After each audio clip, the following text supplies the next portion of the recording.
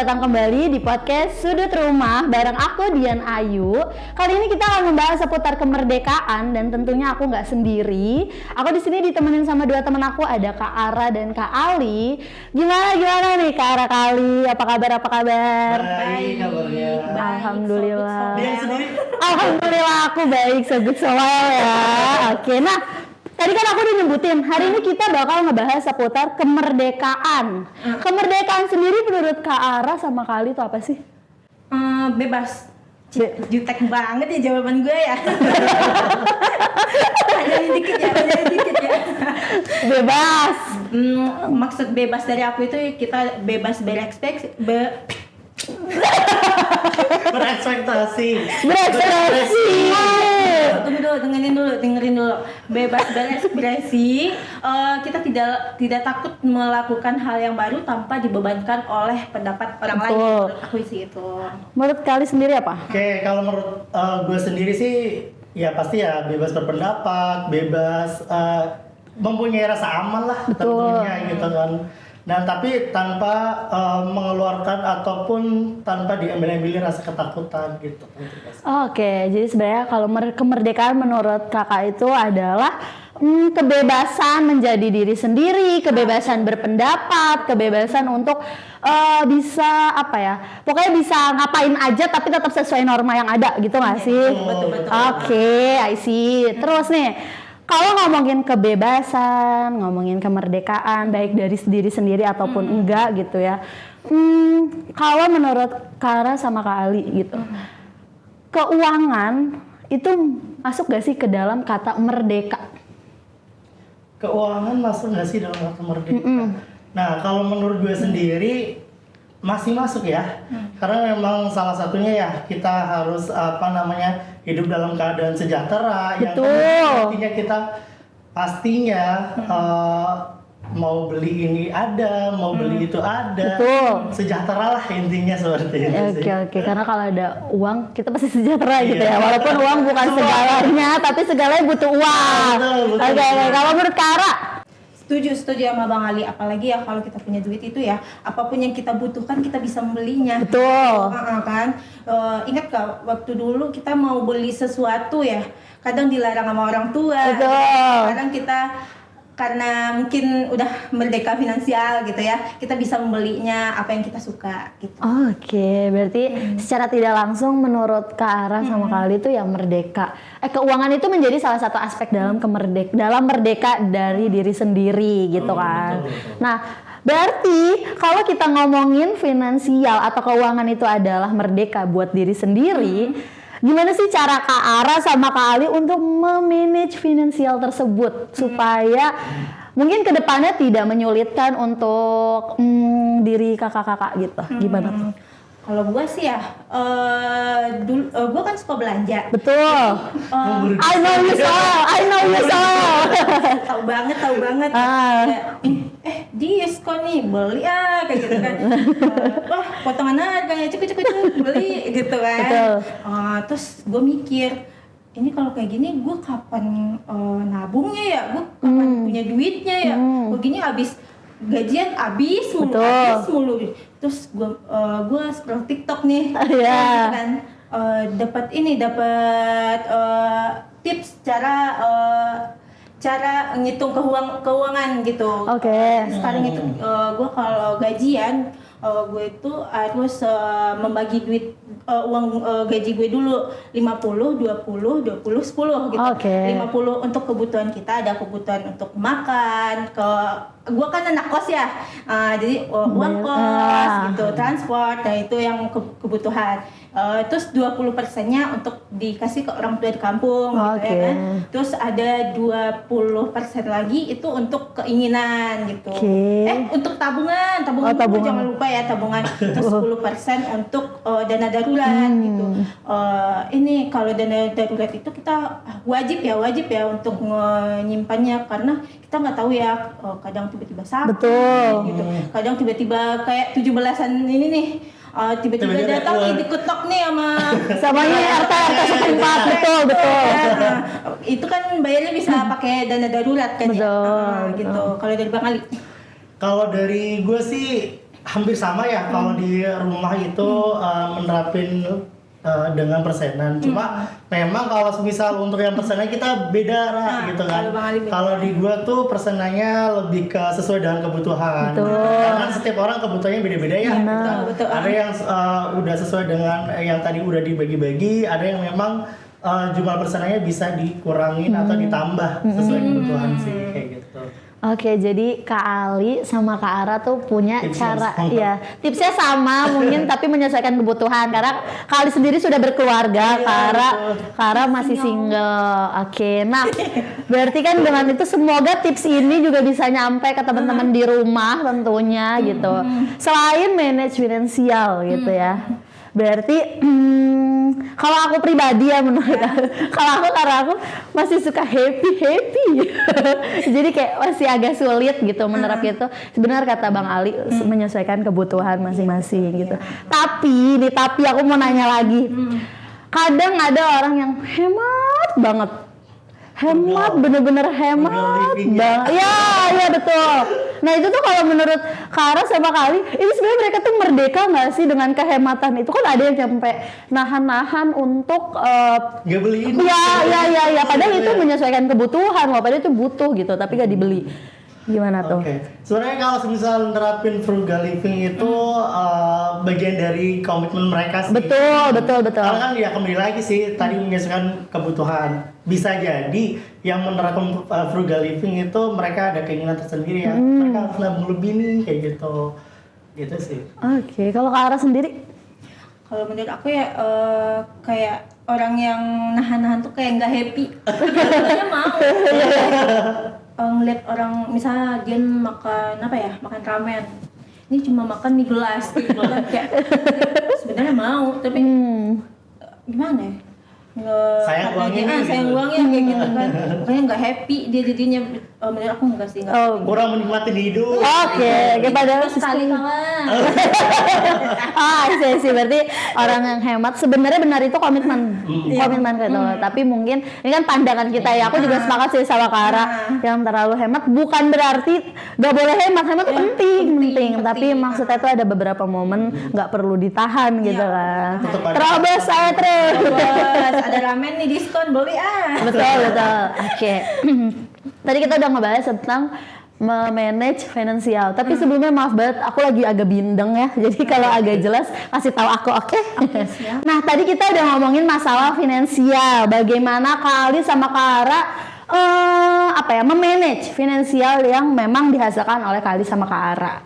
Nah, pertanyaannya adalah apakah dengan tips and trick ataupun kebiasaan yang sudah kalian lakuin gitu ya, dengan ada berapa persen gitu kan dibagi-bagi, apakah itu jadi membatasi diri Kak Ali sama Kak Ara untuk berkarya? Gimana kalau menurut Kak Ara sama Kak Ali? Sebenarnya ya pengusaha yang sukses di luar sana itu dia tuh mulainya tuh bukan yang langsung gede. Emang merintis dari awal dulu emang gitu. Contohnya kayak apa ya? Pemilik KFC. Betul. Dia dulunya bukan itu ya, cuma tukang apa ya Bang Alian? Lupa aku Bang. Yang di garasi. Iya nggak sih? KFC KW kali gitu. Enggak. Oh bukan jualan ayam? Bukan. Aku nggak tahu sih. Pernah dengar ya ceritanya ya, dulu dari tukang apalah gitu. Lama-lama dia udah bisa besar sampai seluruh Dunia dunia tahu kayak gitu. Yang penting kita itu pede aja dulu, mulai aja dulu. Oke. Terus rajin bukan rajin ya, konsisten ke ngerjainnya, bakalan sukses juga kok. Oke, berarti tidak menghambat sama sekali. Misalkan memanage finansialnya Kara tuh berarti nggak sama sekali menghambat untuk berkarya. Enggak. Even Banyak keterbatasan modal lah istilahnya gitu ya. Apalagi ya di zaman digital sekarang ya banyak cara untuk kita mulai usaha. Betul. Di era digital sekarang tuh udah gampang banget. Betul. Kalau menurut Kali? Ya sama sih. Jadi semua usaha kan pasti dimulai dari yang paling nol gitu ya. Betul. Rendah 1, tahap 2, tahap 3 dan seterusnya. Ketika kita udah mulai dari yang modalnya kecil, kemudian kita dapat untung, kemudian nanti mulai berkembang punya karyawan dan punya cabang, itu suatu apa namanya ya pencapaian hidup yang bagus lah gitu kan. Ya tentu ya tadi dibarengi dengan konsisten, kemudian apa namanya ada financial management juga, ngaruh juga kan gitu kan. Percuma bisa kita punya uang banyak nih, tapi kita nggak bisa manage Ya, betul. Ya pasti ya. Lama habis. Iya, Oke. bisa jadi bangkrut nih kayak Betul, gitu. betul, betul. Penting sih ya. Satu lagi jangan lupa nge-suggest diri kita ini bakal sukses nih, suggest diri kita gitu. Kayak orang yang buka usaha itu kan berani ngambil risiko ya gitu. Betul. Iya, Jadi iya. dia tuh nge-suggest dirinya, ini bakalan ini nih laku nih, laku banyak nih kayak gitu. Afirmasi. Afirmasi positif itu emang betul. Suggest, gue mah bakalan sukses nih, nggak bakalan gagal lah gitu. Betul, harus optimis. Benar, ya, bisa. Optimis aja. Optimis sih, benar-benar. Oke. Jadi memang sebenarnya dengan dengan keterbatasan finansial pun sebenarnya kita masih bisa tetap untuk berkarya dan memberikan banyak manfaat tentunya untuk halayak orang di sana gitu lah, halayak umum. Nah, dengan hal tadi berarti kan yang pertama kita harus punya keberanian, betul nggak? Iya, betul. Punya keberanian, terus kita harus men-suggest, memberikan afirmasi positif untuk diri kita gitu kan. Tapi nih aku pengen nanya, pernah nggak sih maksudnya pernah nggak ada keinginan untuk berkarya gitu, tapi itu ternyata terbatas gitu modalnya. Pernah nggak kalau based on experience dari kakak sendiri gitu? Tiara ya? Boleh siapapun. Bang Ali dulu lah. Oke. Kayak berkarya mungkin. Kayak mungkin ini cerita di apa namanya? Yang pengalaman yang sedang dijalani gitu ya. Jadi kalau gue sendiri sih punya usaha itu di bidang konsultan tersendiri gitu kan. Oke. Memang secara apa namanya? Apa konsultan pendidikan, sorry? Iya. Konsultan pendidikan. Oh, I see. Nah, itu secara modal tuh nggak butuh banyak. Jadi yang penting kita beriklan. Sekarang sosial media udah banyak kan, gitu betul. kan. Dan lebih murah iklannya kan. Gitu. Nah kita tinggal beriklan di sana. Tentu selanjutnya itu kita pakai mulut ke mulut. Oke. Ini ke orang yang dekat sama Yang kita. dekat dulu, gitu, yang dekat. Kemudian nanti merekomendasikan ke teman-teman yang lainnya gitu. Iya, zaman sekarang itu Sangat mudah ya. orang-orang itu lebih percaya dari rekomendasi teman sendiri. Contohnya kemarin ya aku sama dia di sana ada orang jual geprek enak tahu murah. Besoknya dia beli. Orang lebih percaya kayak gitu daripada yang influencer yang zaman sekarang gitu. Banyak ini Soalnya influencer itu kan dibayar nih, jadi dibagus-bagusin. Kalau sama teman sendiri mah Apa adanya. Oh di sana enak tahu. Besoknya dia beli kayak gitu. Bahkan biasanya malah diajak, ayo kesana aja ngumpul gitu. Gitu. Oke, emang bener sih benar. Aku juga aku setuju gitu. Kalau ternyata memang sebenarnya ada secara tidak langsung kita tuh menginfluence orang-orang yang ada di sekitar kita loh gitu. Apalagi pasti kalau sesama teman hobinya sama jajan seblak, kayak geprek itu pasti kita jadi ini ya. Oke. Nah, berarti kalau tadi pengalaman dari Kara sendiri gimana? Mungkin ya menurut aku ini bukan pengalaman sih ya, tapi ingin aku bangun gitu. Aku kan Bang Ali sama Jet kan tahu kan aku suka masak. Betul. Masaknya enak juga sih. Alhamdulillah, makasih. Orang yang suka masak itu pasti dia pengen punya restoran gak sih? Betul. Gitu kan. Aku kepengen juga buka restoran gitu. Aku sebelum aku buka restoran, aku ingin menimbulkan kepercayaan masyarakat terhadap aku gitu. Kalau masakan aku ini enak nih gitu. Paham. Jadi aku sekarang udah mulai berkarya, bikin resep-resep aku ada aplikasi namanya Cookpad. Okay. Kalau dia search di Google, itu ada tuh bikin aja tuh resep ini, terus keluar tuh resep dari Cookpad. Oke. Gitu. Paling pertama tuh pasti direkomendasikan tuh Cookpad. Iya, gitu paling pertama. Setelah itu aku ingin nyoba bikin konten tentang masak aku. Jadi aku ingin menunjukkan kepada dunia kalau aku ini pintar masak. Oh ya, oke. Menimbulkan kepercayaan masyarakat dulu nih, kalau masakan aku enak, kalau udah masyarakat udah tahu, baru aku bikin restorannya gitu. Oh, sih. Oke, berarti memang kalau Kak Ara sendiri itu misalkan bukan hanya berkarya ya, bermimpi. Kalau Kak Ara tuh pengen memiliki resto, terus juga jadinya membuat orang sekitar itu percaya kalau Kak Ara tuh emang jago masak nih gitu kan. Dengan itu, oke deh. Nah, ngomongin tadi berarti kan, ini aku pengen nanya. Tadi kita oke lah, kita berarti pada intinya berkarya itu bukan terpatok kepada modal ya, tapi kepada berani, keinginan gitu, optimisme tentunya. Dari yang tadi gitu udah kali punya usaha konsultan pendidikan. Kara seorang chef gitu kan, chef. Nah dari tadi berarti dari itu kan aku jadi merasa bahwasannya kalian tuh memperlihatkan personal branding kalian kepada aku dan teman-teman di rumah. Iya. Ya nggak sih? Nah, kenapa sih personal branding itu penting? Penting banget, apalagi di era digital zaman sekarang ya. Personal branding itu kan suatu kegiatan untuk memperkenalkan kepada dunia dengan tujuan untuk mendapatkan peluang yang apa yang kita inginkan. Contohnya tadi ya, karena aku ingin buka restoran ya, jadi aku bikin kepercayaan masyarakat dulu terhadap aku kalau aku tuh bisa masak gitu, dengan membuat konten-konten masak-masak gitu. Betul. Atau enggak food vlogger gitu. Atau dia suka jalan-jalan gitu, dia pengen ke luar negeri gitu kan.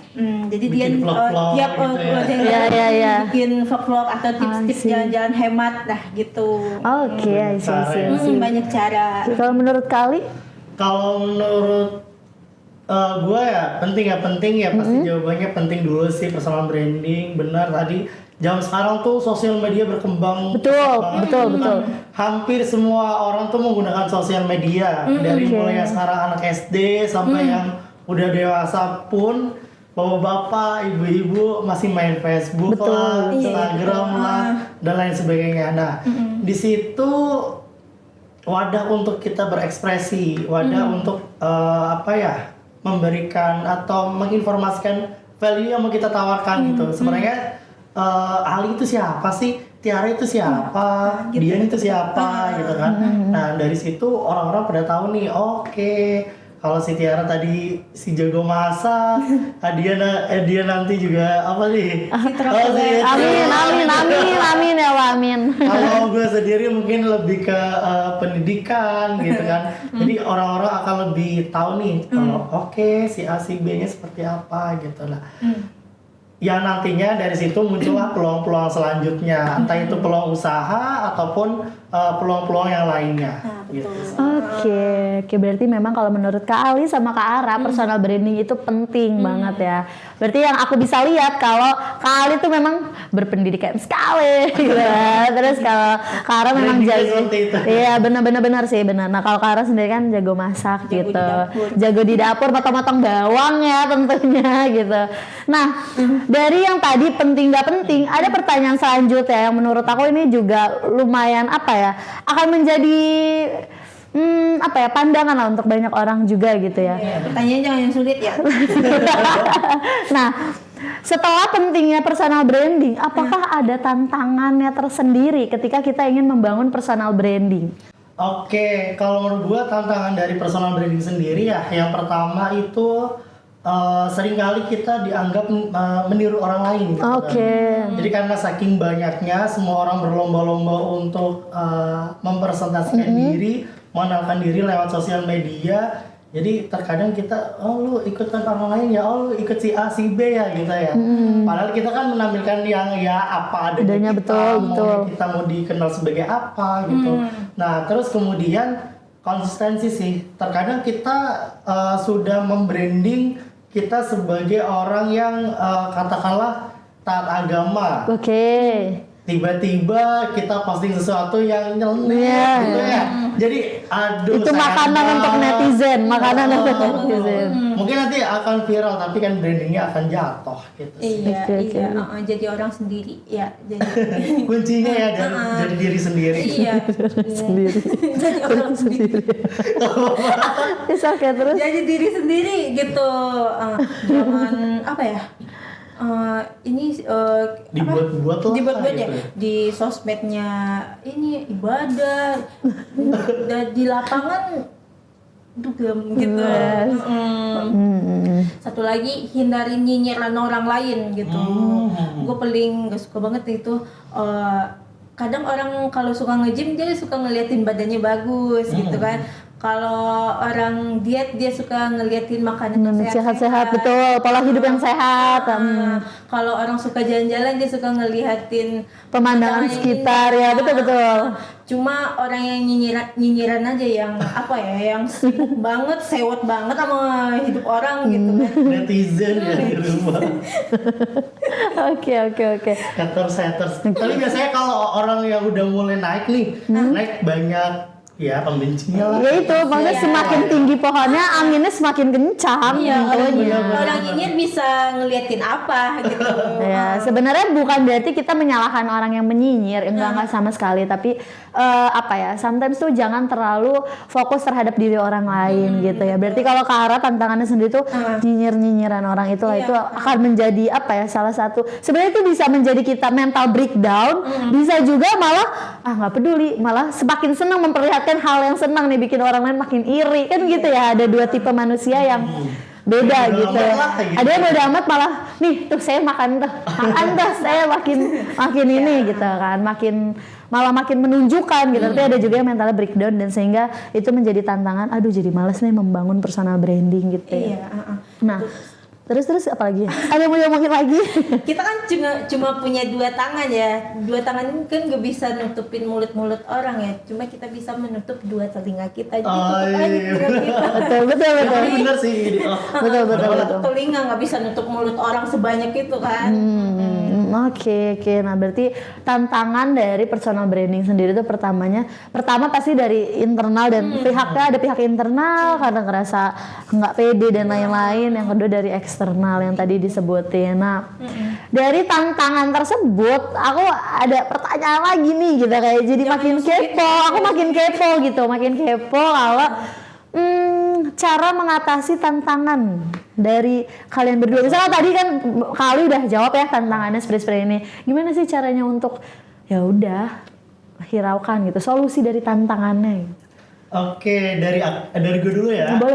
Nah, kalau misal dari gue sih cara mengatasi dari yang tantangan yang tadi ya pastinya bener lah kita harus tetap fokus ke diri kita, biarin netizen yang maha benar ya biarinlah mereka berkoar-koar di luar sana, tapi kita fokus ke diri kita. Kita pasti akan posting sesuai dengan apa yang kita suka, apa yang mau kita tunjukkan ke orang di luar sana gitu kan. Toh kita juga nggak ngerugiin mereka kan. Betul. Kita fokus ke diri kita, kemudian konsisten dan jangan sampai kita memposting sesuatu hal yang bakal menghancurkan image kita. Kita tetap harus jaga image kita. Gitu sih. Iya betul. Sama Kara juga tantangan solusinya. Iya tadi udah aku Sebutin juga semua. ya. Kita cuma punya dua tangan. Tidak mungkin tangan kita bisa menutup mulut-mulut semua orang. Cuma bisa nutupin telinga kita. Oke deh. Bijak banget ya. Iya, Sangat. Padahal sekarang masih nggak bisa kayak gitu. Masih tetap kepikiran. Masih stres tengah malam, overthinking gitu. Oke. Nah, tapi berarti dengan adanya tantangan dan solusi ataupun solusinya ya tadi ya. Itu kan berarti gini. Kata Kara sama Kali sendiri gitu tadi kan. Kita tuh nggak bisa mengatur mereka gitu. Terus juga kita tuh kalau mau posting sesuatu ya harus konsisten aja dengan brandingan kita. Tapi kan balik lagi, kita tuh manusia. Betul gak sih? Manusia itu sifatnya berubah-ubah tentunya. Saat ini kita lagi minat di gym. Besok tiba-tiba malah pengennya kayaknya nggak gym deh. Pengen ganti nih misal jadi pilates gitu kan. Ternyata dari olahraga malah jadi suka jalan-jalan, posting makanan. Itu kan berarti kayak aku kalau posting story, even aku lagi nggak galau, aku akan posting galau gitu. Even aku suka jalan-jalan, aku malah nggak posting tentang jalan-jalannya, aku malah ngepostingnya tentang makanannya, atau aku ngeposting tentang orang di sekeliling kitanya gitu. Nah dengan hal kayak gitu, itu dapat menghambat gak sih sebenarnya? Ini pertanyaan dari diri aku sih, soalnya aku kayak gitu. Kalau menurut gue sih menghambat sih, karena kan menghambat. Kita perlu adanya konsistensi gitu ya. Karena kalau misal kita memposting sesuatu yang random, katakanlah random ya. Iya betul. Orang tuh akan menilai ini sebenarnya Dian ini menunjukkan sisi mana sih? Oke. Apakah dia suka traveling, suka kulineran ataupun olahraga gitu kan. Ya orang-orang bakal bingung. Malah bingung ya. Oke. Balik lagi ke tujuan, sebenarnya tuh tujuan aku gitu ya. Kalau gitu mah Dian apa ya, sosial media Dian itu cuma jadi galeri dia. Betul, iya benar. Iya tapi bisa memang pribadi. emang gitu benar, sebenarnya bukan itu gitu. Makanya sampai sekarang jujur kalau aku pribadi aku juga bingung brandingan aku tuh seperti apa. Aku belum jujur banget. Terus aku tahu, oh ya Bang Ali tuh memang benar ya. Pendidikan gitu. Dia pinter lah, maksudnya hal-hal terkecil aja di dalam dokumennya itu ini tuh ini gitu. Harus lurus kan, rata kanan kiri gitu kan. Gitu. Nah, Kara juga dikit-dikit sesuatu ya. Kara juga gitu kan. Kara juga kayak dia nih makan, kakak bawa makan gini. Saya Lagi apa dong makannya. gitu ya, saya apa bingung gitu sih ya. Oke. Enggak, menurut aku ya dia nih cocoknya untuk jalan-jalan tuh. Kalau jalan-jalan dia tahu tempat semuanya karena di sana tempat main bagus kayak gitu. Betul. Tapi aku tidak suka, aku suka foto tapi tidak suka memposting gitu sih. Jadi konsumsi pribadi gitu. Nah, tadi kita udah ngomongin perihal personal branding, manage finansial dan lain-lain gitu ya. Jadi pengen tahu pengalaman langsung gitu ya dari Kak Ali sama Kak Ara sendiri perihal ketika kita sudah membangun personal branding, terus juga memanage finansial kita sudah bagus, terus juga sudah memiliki karya yang bisa bermanfaat lah. Karya itu bukan berarti yang seni, enggak yang nyeni banget gitu. Tapi karya itu besar gitu, intinya bermanfaat untuk orang lain. Nah, menurut kakak sama abang gitu, mindset tuh menjadi menjadi aspek utama nggak sih dalam semua yang tadi kita udah bahas? Penting sih menurut gua kalau untuk mindset ya, karena setiap kita mau memulai suatu usaha ya harus kita lurusin dulu nih mindsetnya gitu kan. Kita mau bawa kemana nih usahanya, kita mau bikin karya seperti apa nih gitu kan, supaya nantinya kedepannya kita nggak terperosok gitu sih. Iya betul, kita itu mikir mindset yang positif aja. Misalnya kalau mau usaha ini gagal nggak ya, kayak gitu, itu bakalan gagal gitu. Kecuali kalau kita mindset kita, kita bakalan sukses besok gitu, kayak gitu. Oke, berarti benar afirmasi positif tuh menjadi bagian utama untuk kita bisa berkembang ya, baik dari secara karir dan lain-lain. Tetap realistis juga. Iya harus. Walaupun misalnya kita udah berpikiran positif ya, kita harus sadar juga nanti ke depannya kan pasti ada betul. Dan resiko pasti ada. Betul. Kan ada toxic positivity kan. Nah itu benar. jadi sebenarnya menjadi orang yang positif itu juga nggak apa-apa, bagus malah ya. Tapi terkadang banyak hal-hal positif yang sebenarnya itu berdampak negatif untuk diri kita. Nah itu yang aku tadi bilang, makanya ada toxic positivity. Jadi kita sebenarnya perlu realistis, gitu ya.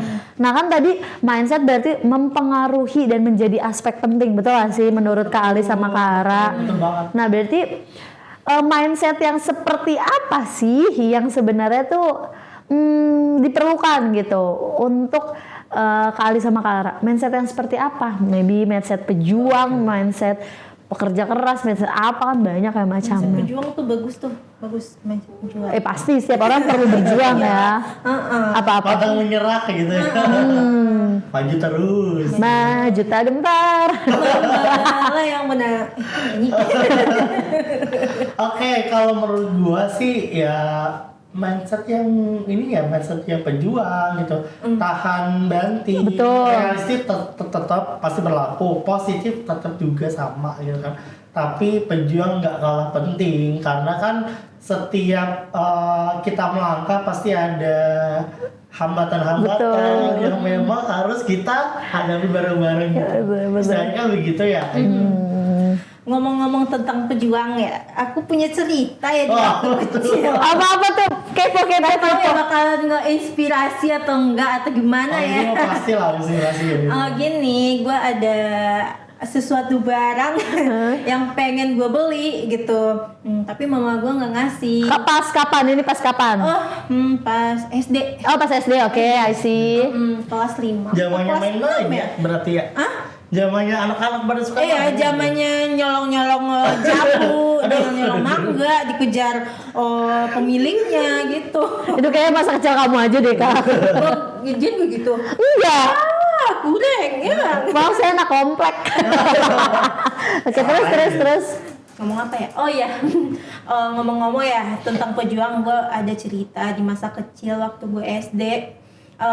Gue mau beli suatu barang ya, barangnya itu kayak mainan. Tamiya nyanyi. Enggak kayak Nintendo, namanya Vicom dulu, Vicom yang ada pistolnya gitu kan. Mama gue nggak ngasih gitu karena kalau gue keseringan main ini gue Nggak belajar. Mama I see. gue nggak ngasih gitu. Terus kebetulan ya aku beli coklat di deket Sekolah. enggak deket sekolah, SMP lah pokoknya, nggak jauh dari sekolah gitu kan. Terus awalnya aku beli coklat di situ. Coklatnya tuh unik, dari UMKM gitu, dicetak gitu, nggak semua orang yang jual gitu kan. Terus gue beli 2 atau 3 ya gitu. Terus besoknya gue bawa tuh ke sekolah. Terus ya enak, kamu belinya di mana? Kamu mau besok aku bawain dah kata aku kan gitu kan. Titip nggak gitu. Terus ternyata banyak nih temen aku nitip. Terus pulang sekolahnya aku tempat tante yang jualan coklat itu. Tante, temen aku mau beli hampir sekelas 20 mungkin ada itu. Temen aku mau beli, aku jual bisa nggak kata aku kan. Boleh, kamu bawa aja banyak kan. Tante jual 700, nanti kamu jualnya 1000 gitu, 300 buat aku gitu kan. Terus dari sana jual tuh ke sekolah, bawa 20 dulu. Terus teman aku beli, besoknya bawa 30, 50 gitu. Lama-lama kan duit aku jadi numpuk. Apalagi bocil ya, kalau ada uang banyak ya takut ngebelanjain gak sih kalau bocil, jarang megang duit gitu kan. Terus nggak lama setelah itu uang gue numpuk, gue beli dah Vicom. Terus tiba-tiba mama gue pulang dari pasar ya gitu. Lah ini punya siapa? Pinjamnya siapa? Kata mama gue beli gitu. Perjuangannya kan sedikit ada perjuangan tuh, jadi pedagang gitu. Tapi keren sih, gue salut sama lu. Kan biasanya kalau misal kita masih kecil gitu kalau waktunya kita kayak main-main lah. Betul. Ya kayak tadi lah nyolong di bawah tangga gitu ya. Pejuang banget itu. Ambil jambu lari ke pejuang gitu. Itu pejuang benar, tapi maksudnya berjuangnya bukan dalam hal itu gitu. Oke, tapi Salah. iya sangat Boleh adik-adik. sangat menginspirasi sih menurutku. Karena ya itulah, anak kelas 5 SD. Dulu aku 5 SD aja kayak aku belum ngerti kayak gitu-gitu nih. Aku masih jajan dikasih gitu kan dari keluarga gitu. Maksudnya masih belum kepikiran untuk menjadi seorang pedagang gitu, paham gak sih? Ya mungkin karena mama aku pedagang, papa aku pedagang, jadi mungkin darah dagingnya ada di dalam diri aku, udah cuan dari kecil gitu. Ya benar-benar, semoga sangat menginspirasi teman-teman di rumah kalau pengen punya keinginan sesuatu gitu. Oke, berarti memang mindset pejuang menurut Kali sama Clara tuh hal yang positif, hal yang memang diperlukan untuk setiap orang. Iya. Sebenarnya berjuang itu tuh maknanya banyak ya. Dengan aku suka banget tidur. Bisa seharian tidur gitu kan. Dengan aku bangun aja tuh menurutku berjuang loh. Aku untuk nyari makan tuh menurutku berjuang, bener gak sih? Jadi seharusnya itu udah menjadi berjuang gak sih? Tidur ya? Iya, dari bangun tidur, mandi, makan, berangkat ke kantor kan itu berjuang. Bangun pagi. Berjuang iya, masak kan, Kara masak aja itu udah berjuang. Jadi sebenarnya kalau teman-teman di rumah pengen tahu mindset pejuang itu bukan dari hal besar, juga dari hal-hal receh aja itu. Hal-hal receh aja itu udah menjadi mindset pejuang gitu kan. Nah, tadi kita udah dapet cerita ya dari Kali sama Kara gitu ya. Kita udah dapat pandangan tentang mindset pejuang gitu. Nah mungkin karena ini kita sudah sampai di akhir sesi dan tidak terasa obrolan kita yang cukup panjang ini udah mau selesai gitu ya. Aku pengen ada sepatah dua patah kata buat temen-temen di rumah gitu tentang merdeka dari diri sendiri. Gimana? Mulai dari siapa nih? Terserah siapa aja. Kayak karena ini juga lagi nuansa 17 Agustus ya, memperingati Dirgahayu Indonesia yang ke 80. Oke, yang ke 80. Harapan gua untuk diri sendiri dan teman-teman yang di rumah ya pastinya kedepannya kita sama-sama merdeka dalam hal finansial, merdeka berpendapat, merdeka mengekspresikan diri kita masing-masing secara langsung ataupun secara sosial media, tentunya dengan dengan aturan-aturan norma yang ada sih gitu. Dan untuk Indonesia aku semoga kedepannya semakin berkembang dan semakin jaya untuk Indonesia. Amin. Oke, buat teman-teman dan adik-adik di rumah, kalian teruslah berjuang, berproseslah dengan yang baik. Semoga kalian diberi kekuatan untuk menggapai sebuah cita-cita kalian dan sukses dan membanggakan bangsa Indonesia. Oke, terima kasih untuk kesan dan pesannya. Jujur masih belum mau selesai ya, karena sebenarnya ini masih seru kalau kita lanjutin. Aku lagi dong. Doain ya. Ini di sudut rumah. Doain. Kalau gini ya. Iya, doain aja programnya terus berjalan ya. Maksudnya semoga bisa ketemu aku terus gitu. Nah, sebenarnya aku nggak mau ngeudahin, tapi karena memang kita sudah ya, topiknya sudah habis dan semoga menginspirasi, jujur insightful buat diri aku gitu, dan semoga juga menginspirasi teman-teman di rumah gitu. Nah, kalau menurut aku yang aku dapat di hari ini itu banyak banget. Jadi intinya untuk teman-teman di rumah ataupun untuk diriku sendiri, harus tetap berani, harus tetap memiliki afirmasi positif untuk diri kita. Terus juga kita juga harus melakukan konsistensi gitu dalam melakukan semua kegiatan kita gitu. Nah, kalau dari aku ya, karena ini memperingati Hari Ulang Tahun Indonesia, semoga Indonesia di umur ke-80 tahun ini bisa terus berkembang, bisa memberikan yang terbaik untuk warga negaranya. Dan semoga tidak ada isu-isu yang gede gitu ya, nggak sampai ada liga-liga yang lain. Betul. Oke, terima kasih untuk Kali sama Kara. Terima kasih juga udah diundang di Terima kasih banyak. Undang aku lagi dong, nyaman banget.